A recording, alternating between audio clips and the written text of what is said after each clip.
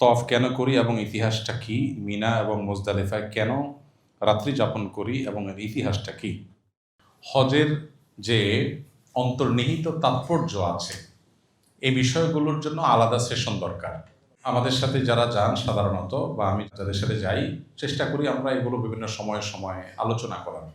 আজকে আপনারা লক্ষ্য করেছেন যে প্রায় 400-এর মতো যে স্লাইড, এই কয়েক শত স্লাইডের এই বিশাল প্রেজেন্টেশন আসলে এই কয়েক ঘন্টার মধ্যে দেওয়া অত্যন্ত কঠিন কাজ। খুবই তাড়াহুড়া করে করে আমাদেরকে যেতে হয়েছে একান্ত শুধু মূল স্ট্রাকচারটা বোঝাবার জন্য। সেখানে তাৎপর্য বোঝানো তো আরও অনেক কঠিন ব্যাপার এবং সময় সাপেক্ষ বিষয়। তারপর আমি এটুকু বলবো যে হজ পুরো আয়োজনটা মূলত ইব্রাহিম আলাইহিসসালামের স্মৃতি বিজড়িত একটি ইবাদত। এখানে প্রতিটি পদ আপনি যেটাই করেন এটা মূলত ইব্রাহিম আলাইহিসসালামের স্মৃতিকে বহন করছে। জামারাতেরটা আমরা যেমন জানলাম যে কেন পাথর মারি আমরা, সেটা যেরকম আমরা জানলাম। মিনারটা আমরা বললাম যে আল্লাহর নির্দেশে আরাফায় হাজির হওয়াটা হলো হজের মূল কাজ। তার আগে পার্ট অফ প্রিপারেশন আমরা মিনায় একদিন আগে বসে থাকি, অপেক্ষমান থাকি, মানসিকভাবে প্রস্তুতি গ্রহণ করতে থাকি। আবার একইভাবে আমরা যে তওয়াফ করি আল্লাহর ঘর নির্মাণের পর আল্লাহর নির্দেশ তওয়াফ করার জন্য, সেজন্য আল্লাহর ঘরকে প্রদক্ষিণ করি আমরা। সাফা মারওয়া সাই, ইব্রাহিম আলাইহিসসালামের স্ত্রী হাজার, আমরা যাকে হাজেরা বলি, শব্দটা আসলে হাজার আলাইহিসসালাম ইসলামের জন্য পানি অন্বেষণ করতে গিয়ে সাফা থেকে মারওয়া তিনি বারবার গিয়েছেন, এসেছেন। সেটাকে আমাদেরকে ধারণ করবার জন্য, সেটাকে ধরে রাখবার জন্য আমাদেরকে সাই নির্দেশনা দেওয়া হয়েছে। প্রত্যেকটার পেছনে অন্তর্নিহিত বিভিন্ন দিক আছে। তবে এই সব কিছুর চাইতে বড় কথা যেটা, সেটা হলো কোরআন এবং হাদিস আমাদেরকে নির্দেশ করেছে, সেজন্য আমরা এই কাজটা করি। এখন আপনি বলবেন কোরআন হাদিস কেন নির্দেশ করেছে? এটার উত্তর হলো আল্লামা ইকবাল ভারতবর্ষের এই উপমহাদেশের সবচেয়ে নাম করা কবিদের একজন ছিলেন, উর্দু ভাষাভাষী কবি। আল্লামা ইকবাল একজন দার্শনিক মানুষ ছিলেন, শুধু কবি নয়, আর অনেক গুণ আছে তার। আল্লামা ইকবালের একটা কবিতার অংশ আছে, সেটা হলো তিনি বলেছেন, জু সমঝ মে আ গই ও ফির খোদা কিউ কর হুয়া। যার অর্থ হলো যেটা আপনি বুঝে ফেলেছেন, যেটা সায়েন্স আপনি ধরে ফেলেছেন, সেটা আবার আল্লাহর কাজ কিভাবে হয়? মানে আল্লাহ তো অসীম সত্তা, যে আপনার বিবেক দিয়ে আপনি কুলকেনারা করতে পারবেন না। আপনি যদি সবকিছু বুঝেই ফেলেন, রপ্তই করে ফেলেন, তাহলে সেক্ষেত্রে আসলে আল্লাহর অসীমত্ব সেখান থেকে বোঝা যায় না।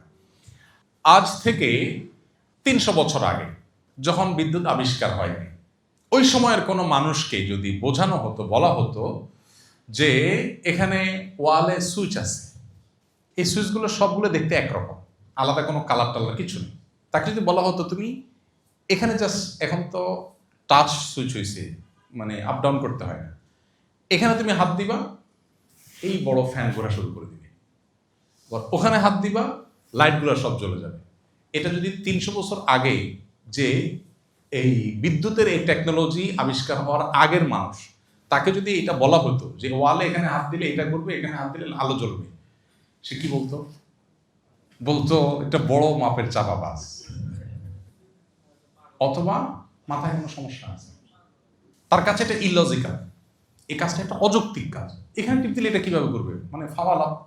যদি ঘুরেও সে বলবে অন্য কোনো কারণে ঘুরছে, এর সাথে কোনো সম্পর্ক নেই। কিভাবে সম্পর্ক আছে? কেন সে বুঝে না? কারণ সেই টেকনোলজি সম্পর্কে ধারণা নেই। আমরা অনেক কাজ করি আল্লাহর নির্দেশে, নবী সাল্লাল্লাহু আলাইহি ওয়াসাল্লামের নির্দেশে, যেটার সায়েন্স আমি জানি না। এখন আমি সায়েন্স না জানলে যদি মনে করি না এটা কেন করব, তাহলে ওই লোকের মতো অবস্থা হবে। আমি সব বুঝে ফেলবো এটা জরুরি না। আজ থেকে, এখন তো ভয়েস কমান্ডের যুগ, এখন ভয়েস যদি বলা হয় হাই শ্রী কলমক, ভয়েস কমান্ডও লাগে না, একটু আপনি হট ফিল করছেন, এসে চলবে। তাহলে আমরা যদি কোরআন এবং হাদিসের প্রত্যেকটা নির্দেশকে আমার বিবেকে বুঝে আসছে কিনা সেই কোষ্টি পাথরে যাচাই করে করে করতে চাই, এটা হবে সবচেয়ে বড় ভুল। কারণ আল্লাহর টেকনোলজি সব আমি বুঝে ফেলবো আমার বুদ্ধি দিয়ে, এটা নট নেসেসারি। বরং না বোঝাটা, সবকিছু যে বুঝবো না, এটাই হলো স্বাভাবিক। আপনি, অনেকে আছে বলে ভাই একটা মানুষ ইমানটা নাই, মানুষটা অমায়িক মানুষ, সব দিক থেকে ভালো, আপনারা মুসলমান, আপনাদের ইমান আছে বুঝলাম, কিন্তু দূরে আর 2 নম্বরে সব করেন। অনেকে আছে না, এইরকম একটা থিঙ্কিং আছে না আমাদের মধ্যে। আচ্ছা, এখন তারা আপনি যদি বুঝাইতে চেষ্টা করেন, কোনোভাবে বুঝাতে পারবেন না যে ভাই ইমান না থাকলে ভাই কিছু থেকে লাভ নেই, এটা বোঝানো যাবে না তাকে। সে বল ভাই আচার আচরণ ব্যবহার লেনদেন দেখেন, এই যে ইউরোপিয়ানরা, পশ্চিমারা, আমেরিকানরা দেখেন কত পারফেক্ট, এরা শুধু ইমানটা নেই। আর আপনাদের ঈমান আছে শুধু, আর কিছু নেই। কিন্তু দুইয়ের ভিতরে যে আসমান জমিন পার্থক্য, এটা বোঝানো যাবে না। এটা বোঝানোর জন্য একটা এক্সাম্পলে আসে। একজন মানুষ, তিনি এই ডিজিটাল পৃথিবীর সম্পর্কে কোনো ধারণা নেই, এই টেকনোলজি সম্পর্কে ধারণা নেই, এরকম একজন মানুষ, মুরব্বী মানুষ, ওনার সামনে দুইজন লোক ঝগড়া করছে। কি নিয়ে ঝগড়া করছে? ঝগড়া করে বলছে, তিনজন মূলত, একজনকে 1,00,000 টাকা ধার দিয়েছে, আরেকজনকে 1,00,000 ধার দিয়েছে। যাকে ধার দিয়েছে, দুজনকে ধার দিয়েছে, তাদের একজনে 50,000 টাকা পরিশোধ করছে, আরেকজনে 1 টাকা পরিশোধ করেনি, বা একজনে 1,00,000ই পরিশোধ করেছে, আরেকজন করেনি। এখন যে পরিশোধ করেছে তার সাথে ঝগড়া করছে পাওনাদার। কেন? বলতেছে, ভাই তুমি টাকা দিয়েছো ভুল নম্বরে, যার নম্বর দেশে তুলে খাওয়াও শেষ, এটা নিয়ে ঝগড়া করতেছে। এখন ওই যে মুরব্বী, উনি আসছে, এসে বলতেছে, বাবা তোমরা কি নিয়ে ঝগড়া করতেছো? বলতেছে, বাবা এই লোকটা আমার কাছ থেকে 1,00,000 টাকা ধার নিয়েছে, ধার পরিশোধও করেছে, বাট সে রং নাম্বারে দিয়েছে। বলেছে, ভুলটা কি, আমাকে বোঝাও তো। বুঝেছে বাবা, সব ঠিক আছে, মোবাইল ব্যাংকিং এ পাঠাইছে, সকল ডিজিট ঠিক আছে, একটা ডিজিট শুধু ভুল হয়েছে। এখন ওই মুরব্বী যে এই ডিজিটাল পৃথিবী সম্পর্কে ধারণা নেই, উনি বলবে, বাবা সব নাম্বার ঠিক আছে, টাকার অঙ্ক ঠিক আছে, একটা নাম্বার ভুল, এটার জন্য এত ঝগড়া করার কি আছে? বলবে না যে একটা নাম্বার ভুল, এটা কারণে এত ঝগড়া করার কি আছে? ও তো 1 টাকাও দেয় নাই, তুমি তার সাথে ঝগড়া করতেছো না। আরে ফুল টাকা দিছে, ফুল টাকা দিলে কি হবে? শুধু একটা ডিজিট ভুল করছে। একটা ডিজিট ভুল করলে যে পুরাটাই জলে গেছে, এটা তো চাচা বুঝবে না, কেউ বুঝাইতে পারবে না তাকে। এখন শুধু ইমানটা নাই, আর সব আছে। এটা সে আখেরাতের টেকনোলজি, ওই জগৎ সম্পর্কে ধারণা না পাওয়ার আগ পর্যন্ত তার কাছে ক্লিয়ার হবে না। সো দিন বা ইসলাম যুক্তি দিয়ে চলে না। আল্লাহ বলেছেন যে যুক্তি বা বিবেক পূজার নাম যদি দিন হতো, তাহলে মোজার উপরে মাসা না করে মোজার তলে মাসা করা লাগতো। আমরা মোজার মাসা করি কোথায়? উপরে। ময়লা লাগে কোথায়? নিচেই। মাসা করতে বলছে উপরে। অনেক কিছু আমার বুঝে নাও আসতে পারে, তবে হ্যাঁ এটা ঠিক যে হজের এই বিষয়গুলোর পেছনে অন্তর্নিহিত তাৎপর্য আছে। এগুলো জানার জন্য বলেছি বিভিন্ন ইব্রাহিম ইসলামের স্মৃতি বিজড়িত বিষয়গুলো আমাদের পড়া দরকার। আমাদের একটা বক্তব্য আছে ইব্রাহিম ইসলামকে ঘিরে 1 ঘন্টার উপরে, এটাও হোয়াটসঅ্যাপ গ্রুপে দিয়ে দেওয়া যেতে পারে, ইউটিউবে আছে। সেখানে ইব্রাহিম ইসলামের পুরো জীবনীটাকে আমরা আনার চেষ্টা করেছি। হজের সাথে ইব্রাহিম ইসলামের সম্পর্ক অত্যন্ত সুনিবিড়, তাকে জানা দরকার, সেই জায়গা থেকে ওইটা আপনারা শুনতে পারেন। তওয়াফ করার সময় ওযু নষ্ট হলে তায়াম্মুম করলে হবে কিনা, ইন্টারেস্টিং এবং দরকারি প্রশ্ন। তওয়াফের সময় ওযু থাকতে হয়, সাইর সময় ওযু না থাকলেও চলবে। সাই করতে করতে ওযু ছুটে গেছে, অসুবিধা নেই, অবশ্য সাই কমপ্লিট করতে পারবেন, কিন্তু তওয়াফের সময় ওযু থাকতে হবে। এখন কথা হলো, তওয়াফের সময় যে ওযু থাকতে হবে, ওযু ছুটে গেছে কি করবেন? দুটো অপশন আছে। এক হলো ফুল বাহিরে এসে আপনি আবার ওযু করে যেতে পারেন, কিন্তু শুধু ওযুর জন্য বাহিরে যাওয়ার প্রয়োজন নাই। মাসআলাগতভাবে মাঝখানে ওযু করে যদি আবার তওয়াফ করেন, শুরু থেকে করতে হবে না, যেখানে ওযু ছুটছে ওখান থেকে বাকিটা কন্টিনিউ করলেই হবে। ওযুর কিন্তু ব্যবস্থা মাতাফে আছে, অনেক হাজিরা জানেন না এটা।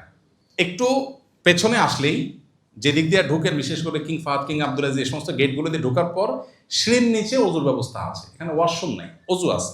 অতএব ছেলেদের মেয়েদের উভয়ের জন্য ওযুর ব্যবস্থা আছে। ওযু ছুটে গেলে এখানে এসে ওযু করে আবার আপনি বাকিটা কন্টিনিউ করবেন। প্রতিবার ওমরা করার সময় কি নাভির নিচের লোম পরিষ্কার করতে হবে কিনা? যদি না থাকে আপনি কোত্থেকে পরিষ্কার করবেন? থাকলে করবেন, আর না থাকলে পরিষ্কার করার কোনো অপশন নাই। মদিনা থেকে মক্কায় ফেরার সময় ওমরা বা হজের এহরাম কোনটি করতে হবে? মদিনা থেকে মক্কায় ফেরার সময় আপনি যদি মদিনা আগে যান, তাহলে এহরাম যেটা পড়বেন এটা একসাথে হজ এবং ওমরা দুইটা নিয়ত করবেন, কারণ আপনি দুইটাই করতে যাচ্ছেন, প্রথমে ওমরা পরে হজ। যেটা আমরা বিমানে উঠে করি সেটা আপনি মদিনার ওখান থেকেই করবেন। এহরামের কাপড় খুলে রেখে আমরা কি গামছা পরে গোসল করব? আপনি এহরামের কাপড় খুলে গামছা পরে গোসল করতে বাধ্য নন। আপনি চাইলে এহরামের কাপড় পরেই গোসল করতে পারেন, আপনার এক্সট্রা আর সেট এহরামের কাপড় আছে সেক্ষেত্রে। আবার আপনি চাইলে না এহরাম কাপড়টা ভেজাবো না আমি, সেক্ষেত্রে আপনি এহরামের কাপড় খুলে আপনি গামছা পরে গোসল করতে পারেন, কিন্তু আপনি লুঙ্গি পরে গোসল করবেন না। অনেক সময় হাজি সাহেবদেরকে দেখা যায় মক্কা যেয়ে এয়ারপোর্টের এই হ্যাসেল, বিমানের হ্যাসেল, লম্বা জার্নির পরে অনেক টায়ার্ড হয়ে যায়। এই টায়ার্ডের পরে হোটেলে যেয়ে দেখা যায় যে সুন্দর করে আগে একটু লুঙ্গি, বাঙালি লুঙ্গি না পরলে তো হয় না, একটু লুঙ্গিটা পরে একটু রিল্যাক্স হওয়ার চেষ্টা করে, তো তাহলে দম ওয়াজিব হয়ে যাবে, কিন্তু আপনি লুঙ্গি সেলাই করা লুঙ্গি পরবেন। সো সেটা করবেন না, আপনি গোসল করেন কিন্তু সেলাই করা জিনিস করবেন না। গামছা পরে করবেন নাকি এহরামের কাপড় পরে করবেন সেটা আপনার ডিসিশন। কেউ ভুল করে 10 জিলহজ ছোট চামড়ায় পাথর নিক্ষেপ করে ফেললে কি করণীয়? ভুল করে যদি ছোট চামড়া পাথর মারার কোনো অসুবিধা নেই, তা আলাদা কোনো কিছু দমটম দিতে হবে না। বড় চামড়া মেরেছেন কিনা সেটা হলো মেন। যদি মেরে থাকেন তাহলে ছোট চামড়াটা অনর্থক কাজ হিসেবে বিবেচিত হবে। 10 তারিখে এহরাম খোলার পর কি কেটস পরা যাবে? হ্যাঁ, 10 তারিখে আপনি যখন পাথর মেরেছেন আর চুল চেঁচেছেন, তারপরে তো আপনি সাধারণ যে কোনো পোশাক পরতে পারেন, অতএব আপনি কেটস পরতে পারেন, আপনি মোজা পরতে পারেন, যে কোনো সাধারণ পোশাক আপনি পরতে পারবেন।